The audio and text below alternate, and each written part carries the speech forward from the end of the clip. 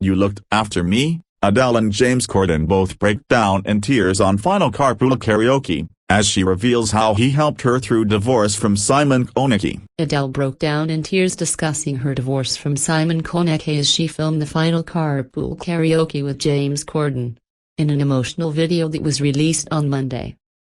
While things started jovial, the mood soon turned somber when the Grammy winner revealed that James, who was also holding back tears, had helped her through the split by going on holiday together. She then revealed for the first time that a verse in her song "I Drink Wine" was inspired by James, 44, when he later turned to the singer for advice as he was having his own tough time in life. The verse was inspired by a conversation that you and I had, and it was the 4th of January, 2020 or something, and we'd been on vacation together with the kids. Adele began. Adele, 34, who finalized her divorce with Simon in March 2021, 2 years after announcing their split, revealed that she went on a family vacation with James, his wife Julia Carey, their 3 children, and her son Angelo, 10. And we were on our way home when my mood had changed, and it was like the first year that I felt like I had to hold myself accountable for just being an adult, whereas the year before that I left Simon. You and Jules and the kids were so integral in looking after me and Angelo, she said, breaking down in tears. You used to do it with humor as well. You used to be like, "Good luck with that one." With any sort of thing that I was pursuing, and you were always so, you were like an adult with me. You and Julia would always give me this advice. However, Adele explained that when it was James' turn to ask her for advice, hinting that he wasn't happy with his life in America, the singer admitted it made her feel unsafe. Talking about a 6-hour conversation the pair had when times were tough, James explained, "It was work stuff, and the internet, and all those things." Despite his popular show, James had been no stranger to controversy, with his alleged rude behavior called out last year by restaurant owner Keith McNally. Adele then responded, "It got me thinking.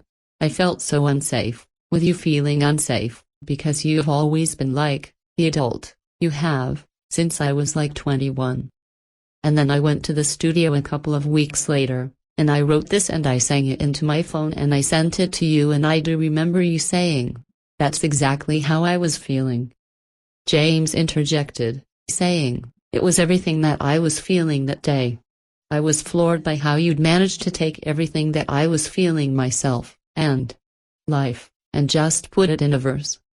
Some of the lyrics they sang along to included the lines, "How come we've both become a version of a person we don't even like?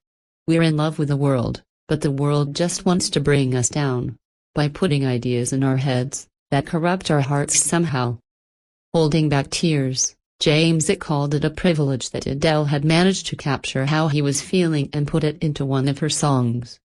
However, the segment was kicked off in a much lighter tone, when the "Someone Like You" singer played a prank on James by turning up at his home in LA. Sneaking into his bedroom, Adele gave James a rude awakening with crash cymbals as she told him that she would be driving him into work. As they began their journey to CBS Studios, James was seen in the passenger seat for a change as the two pals got ready to sing together. However, things get off to a shaky start as the Tottenham-born megastar told James she is esting herself being behind the wheel, adding, "I'm actually not a brilliant driver."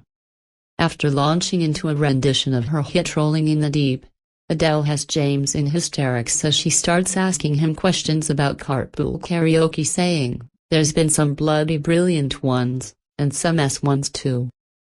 Talking about it being his very last carpool, James admitted that he was excited and scared, with Adele agreeing, "Yeah, I bet.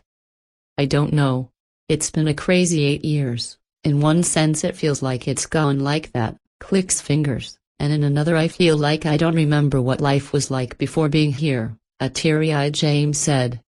Adele then revealed how James leaving is personally affecting her. "I've never lived in LA without you guys, so I'm like a bit nervous about it." The pair also reveal a story about how James had tried to set up an elaborate prank to fool Adele into thinking that a wild bear was on the loose in Beverly Hills. But things got off to a rocky start when Adele arrived early on. Her assistant spotted that there were secret cameras in the room. Despite going to great lengths to pull it off, including getting Gayle King to record a spoofed news report on the Bear, James cut it short when he could see Adele was getting uncomfortable. Later, James addressed Adele's ego status now that she has won an Emmy, Grammy and an Oscar, and would just need a Tony Award to earn the prestigious EGOT status. "I really don't think that is ever going to happen," Adele laughed. "I would never write a musical or anything like that. Because I effing hate musicals. I also think the ego suits me better."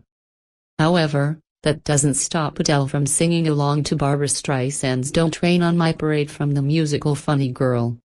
After yet another emotional sing-song to Adele's hometown glory, the pair start to tear up again as Adele tells him, "You're one of my best friends in the whole world." Wiping away her tears, Adele added, "I'm just not ready to come back yet.